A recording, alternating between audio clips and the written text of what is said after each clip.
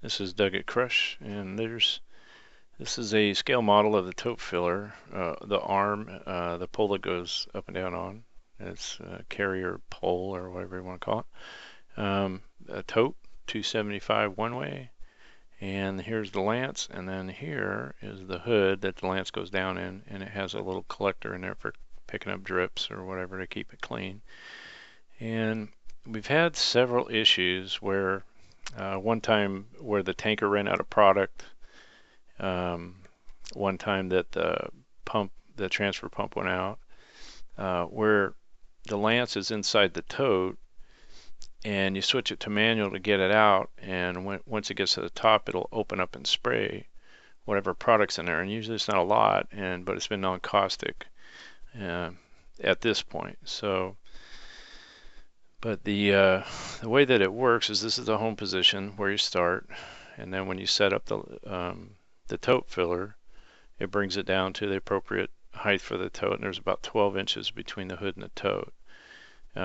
And that's so, when you're on the side of it, you can look down in there and see if it's clean or it's got product, or when the lance comes down, you can line it up so it doesn't hit the top of the tote, just like that. So, and then once it starts filling, it starts raising up automatically, and it finishes about this elevation, and then you have to manually bring it out of the tote. And we've had a couple of times where this was stuck in the tote.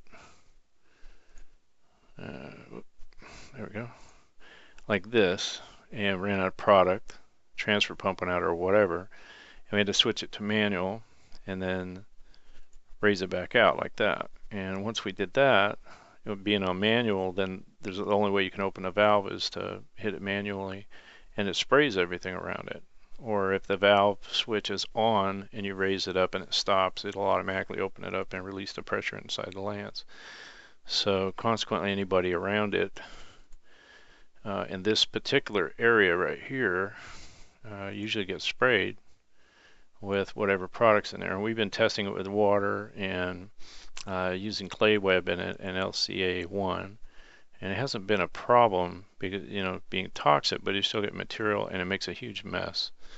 And so came up with a way to deal with that particular issue and created this idea for a hood cover, and it has a plastic flexible cone that goes down over it. So if it hits the tote, it's just going to bend up or whatever, but you can still see through it.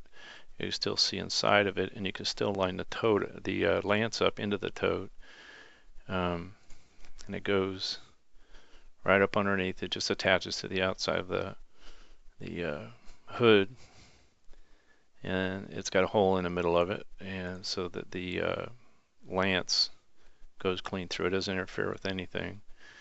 And so when you go to use it, it's going to lower just like that with the hood and go up and down with the hood just like that. So, and then the lance will go right down inside of it like it's supposed to fill it up. And if we ever get up to the point where it gets stuck right there and we have to open a valve or let the pressure out of it, it's only going to go down in the tote. It might get on top of the tote, but it isn't going to go all the way around like it did before. So that's our idea to fix it. It should be stainless steel up here, just in case there's any corrosives, and this will be like a plastic flexible material, kind of like the curtains on the warm room. Something thick like that would be very durable but still really see-through and easy to clean. So there you go. Give me a call if you have any issues or questions, and we'll talk about it. Thanks.